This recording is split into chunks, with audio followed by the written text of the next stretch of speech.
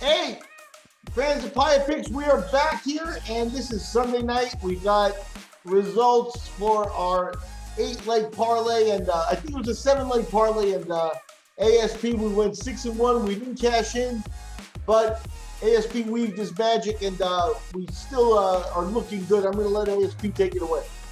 Yep, of course, we came out with profit. We did go for that, and I can't believe Kobayashi. Someone online was like, I'll never forgive him. But at any rate, we salvaged everything with our bet of the week, the Amanda Serrano by decision, which was the underdog as far as method of victory. Of course, she was the minus 1,600 favorite for the fight, but the knockout was the favored method of victory at minus 115. We got it at plus 130. Luckily, we had lots of folks. I mean, I think I saw slips of about 1,500 between Discord and Twitter and some of the groups. In fact, let's give a shout out to Rick Betty, followed along, put a couple $100 on there, as did we, and Adam's Boxing Show. Check out their show as well on YouTube, and they're pretty active on Twitter. The twins, the Adams, and they put a little something on it as well. So want to shout out to those guys. It was a nice win. We put 200 on it and got 460 back. So we're pretty happy with that. Inexplicable on the BetUS lock. Kobayashi, unbelievable. We won our sweats, so to speak, our minus 700, minus 800. Shame on that one. But we're really liking, this is one of the things we've done in the past, and we're probably going to start doing more of it, is finding not only a bet of a week, but something you mentioned recently that we're going to try and implement is kind of look for some live bets as things go on. Now, we put those on Sharps. I want to shout out that app. We love working with them. PIATT 186 if you want to sign up and follow us on Sharps, completely free. Just shows what we've been betting on, our win-loss record, the whole bit. Very transparent. Follow us there. But I think, Miguel, you brought up a good idea recently. Let's maybe try and go live on some of these big Fridays. This Friday felt like a Saturday. We had 3 cards, but some of the Saturdays that we have fights going on, especially when, sometimes in that first round you can tell something's going a certain way, and we might change our money line bet or add to our money line bet with a knockout, sort of a single bet off of our parlay. If our parlay gets wrecked by a Kobayashi, there might be a way to salvage it. A couple of weeks ago, we saw the knockout coming, and we're able to call that and salvage all our money on that. So you've got some good ideas, Miguel, on that. I think we can implement that. What do you suggest as producer here that folks can look forward to over the next week or two as we ramp up our coverage? Well, I think here Anthony is a guy that doesn't just make the bets and then wake up and see the results. You know what I mean? He's active and watching the fights, and there are times where you got to save the day, like when Kobayashi messes you up, and you're able to find some last minute things. I think Anthony excels at that. So being able to get that for more people to see, being able to show Anthony at work live, I think is going to be something that people will be impressed with. In the Kobayashi thing, bring it back a little bit of the boxing perspective, how much research do you want to do on these guys? Because Anthony does, a lot of research. We like to say sometimes he does the research for you and stuff like that. But Kobayashi, 6-0, fighting at home, against a 13-4 opponent that they're bringing. Yeah. It starts to look like a minus 1,800 line, you know what I mean? Except for, in the case of the Japanese team, there's so many guys, especially in those lower weight classes like minimum weight, which this fight was at, that I just think that, the Japanese fans came in so heavy on their betting, and they were wrong. They're wrong horse, and the Filipino was stronger, and I think that, a little more experienced, and he knew how to manage it, and the bottom line was that Kobayashi couldn't hurt him. And listen, with only 6 fights, that's always a risk. We talk about boxing advantages and disadvantages when it comes to betting. One of the advantages is the books haven't seen these guys fight a lot. And If we get some angles on it and we know a guy's style or we see something, then we can beat the books. So that's why I don't mind betting on a guy who only has a handful of fights. The books don't have a handle on him either. Every once in a while, like in this case, we didn't have a large enough sample to really get a beat on this guy, unfortunately. So it is something we have to weigh. Yeah, somebody fighting at home, 6-0, you think, okay, they've been already, part of the program kind of thing where they're being brought along and stuff. And you at 6-0, nobody retires at 7-0, for the Hall of Fame and stuff. It's part of a process. So to go from 6-0 to 7-0, they picked the wrong guy on the matchmaking end. They sure did. And that their guy wasn't ready or may never be ready. He looks like he needs some more strength, even at the minimum weight. And so they backed the wrong horse. And you would only know that from having watched both guys' previous fights and a couple of them, on both ends. And that's a lot of work to do. So, if ASP is doing it for us, that's a great bet. But, people catch up out there and get to know some of these guys that you're betting on deeply, because it'll save you from little problems like this. That's right. That's right. Hey, but I also want to mention the Jake Paul and Nate Diaz. We didn't throw out any bets on that. Bit of a circus, as we called it. But I got to give it to you. You said you think Nate can go the distance. You think he can get on the inside. And you think he can do a lot of rapid hooks. He had no jab to speak of. He couldn't do any work from the outside. But when he walked forward like you said he might and do what you said he would do, I was impressed with that part of it. He wasn't worried about losing on a decision. He was glad he didn't get knocked out. It appears that the PFL $10 million fight that Jake has offered, it appears that they accepted that both in the ring and after the fight. Looks like they're going to meet in the cage, the octagon next. Let's see what happens. It was an interesting fight. I don't know. It's so strange. It's so strange that that's a headliner, because it's not good boxing, folks. Let's just say that. It's not good boxing. It's a spectacle. It really is. I remember watching UFC 2 or 3 with my dying stepfather. And, he had some martial arts background, and he watched him and he said, looks like bad boxing. I don't know. And when you got guys, after watching Terrence Crawford and Naoya Inoue, to fall back to watch that as a boxing match, we're forgetting the skill part of this. And that's part of the problem. And, the Jake Paul thing, I saw somebody say to him, you're not a Hall of Fame fighter, and, he got a little pissy with it. And, like I said, I grant that, as well as make money, he's also kind of trying to do the right thing, challenging people to do more money to fighters and, whatever. He has some redeeming qualities, getting Amanda more money. I mean, Managing women boxers to try to get them, in a better place. How can you disrespect that, But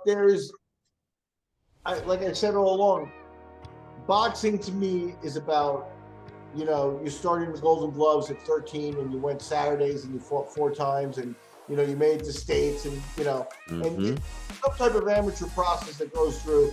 And if you haven't been through that, you've been through something similar, like Canelo, fighting since he was 15, and the Filipino boxers that you don't get a Manny Pacquiao level fighter like we've enjoyed for the last 2 decades, unless the level of the entire country is able to support that creation.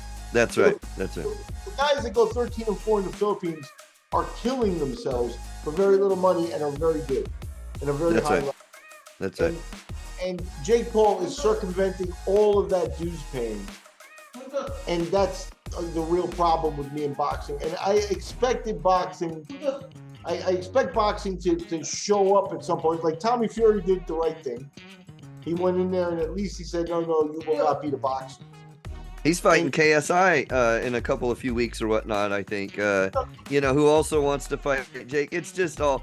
Someone said the other day, Tyson Fury's the king of the heavyweight boxers, and and Tommy Fury's the king of the influencer boxers. You Yeah, know, for him, look, he's making money. How you so good, But Yeah. again, I think there's a problem in the whole sort of it because a fighter of Tommy Fury's level making millions of dollars, there are a lot better fighters that are not making anywhere near that, and Right. that's a discrepancy that you really got to figure out a way. Jake Paul railing about other fighters and their pay and stuff like that doesn't fix that problem. Is that the money's still not being distributed to the guys with quality boxing? It's being distributed to the guys who make the most noise. And, That's right. That's right. And I'm not here to call this a work or anything like that, yet. But there seems to be an element around Jake Paul that I can't wrap my arms around in terms of, Ben Askren, perhaps the worst MMA boxer. You know what I mean? Mm-hmm. Right. Tyrone Woodley also, as you mentioned, a stand straight up, powerhouse that learned to throw a big punch in MMA, and that, was how he got by, but never sat. But Nate Diaz has spent some time boxing, and Anderson Silva is a great striker, he's limited in boxing, but still, it gets to the point where you just sort of wonder if we're watching a Super Bowl halftime show. Well, every fan that you see dancing around as the performers perform is. So if they can do a 5,000, pay 5,000 people to create a concert atmosphere really fast, they can do anything. Yeah.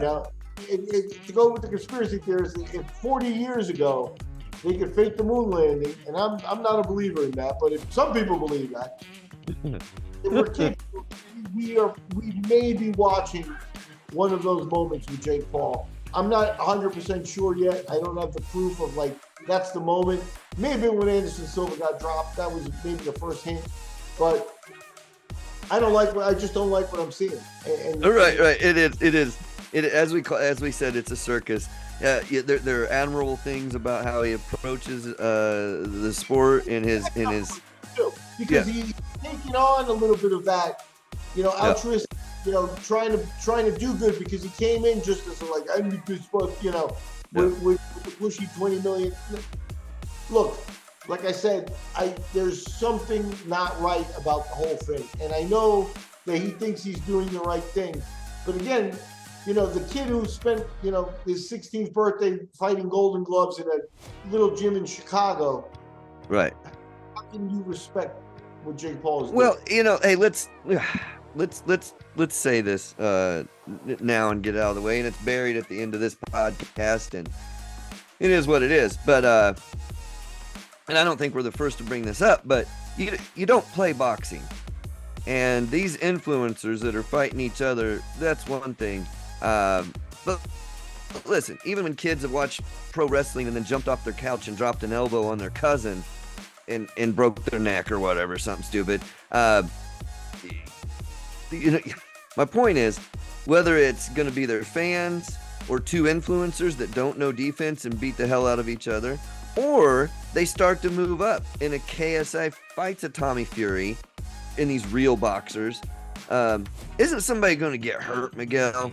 Aren't we down a path here where one of these non-professional boxers is going to look like they're decent against other influencers? I don't know that KSI is not going to get his block knocked off against Tommy, even though Tommy's not necessarily a powerhouse in that fashion like his brother. I just feel like this is a dangerous sort of path to an extent. I don't think you should play boxing.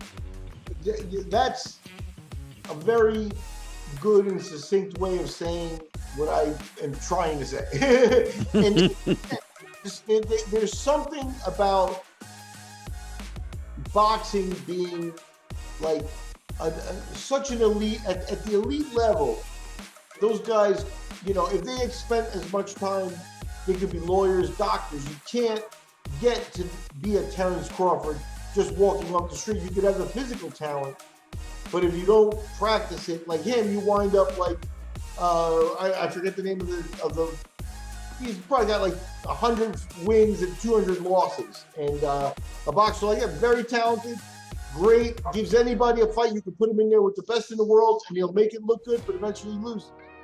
Why? Because he doesn't put the work in. You know, he's on the bus to the next fight kind of thing, but doesn't put the work in with all the natural talent. It's a combination of things.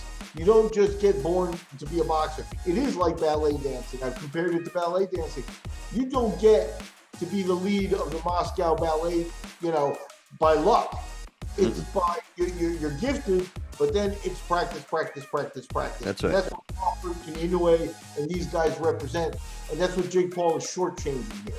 And I think that's yes. That's the part that's just at the end of the day, that's disrespectful. That's the bottom line. That's the bottom line. Absolutely. You hit the nail on the head. I think we process that through each other, and I think people that followed that can understand kind of what we're getting at. Yes, I watched the fight. Yes, it's a spectacle. It may be dangerous. It may lead to lead to death.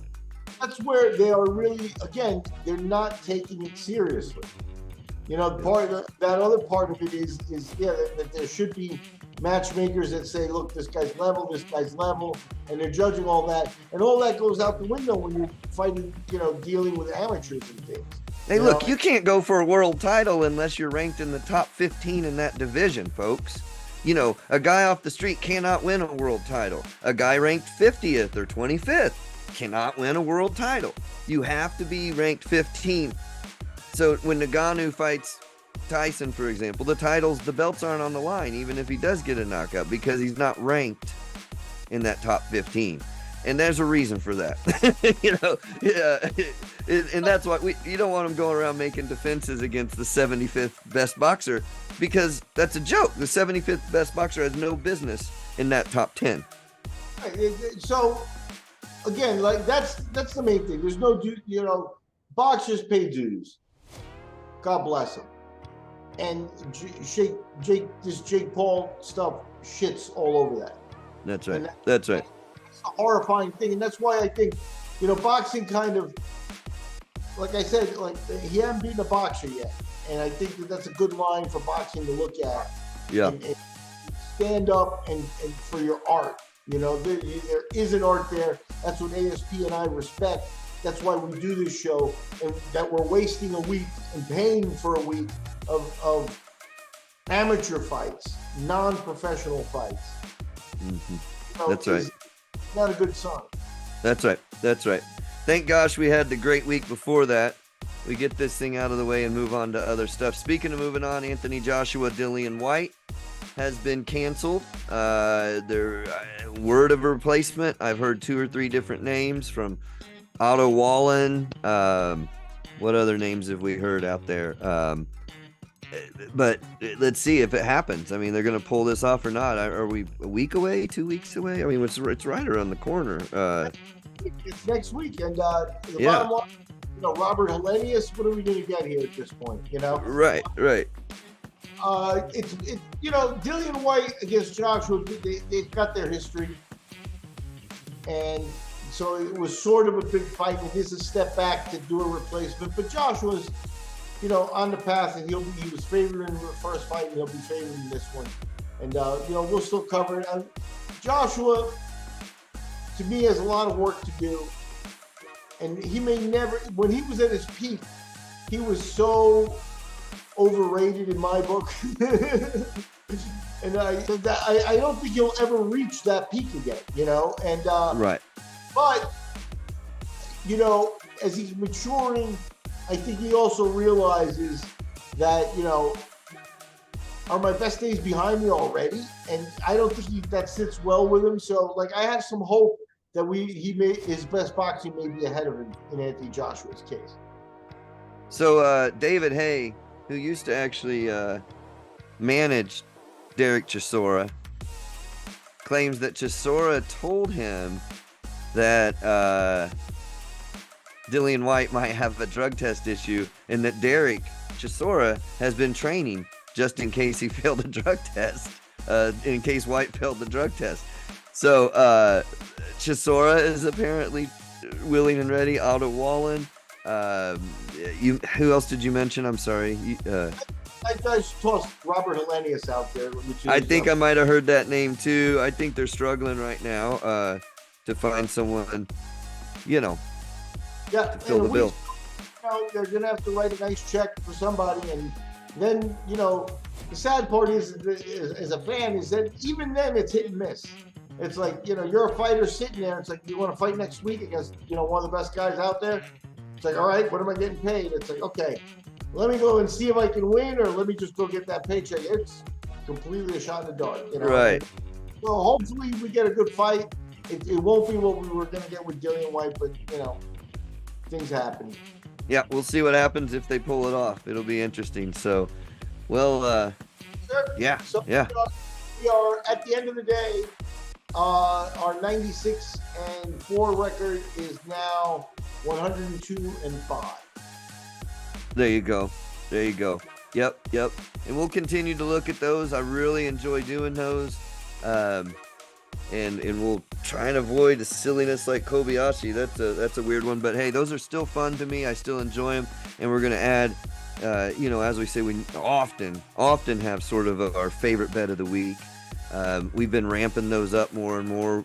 Luckily, that's what made us money, even with the loss on the parlay. No big deal.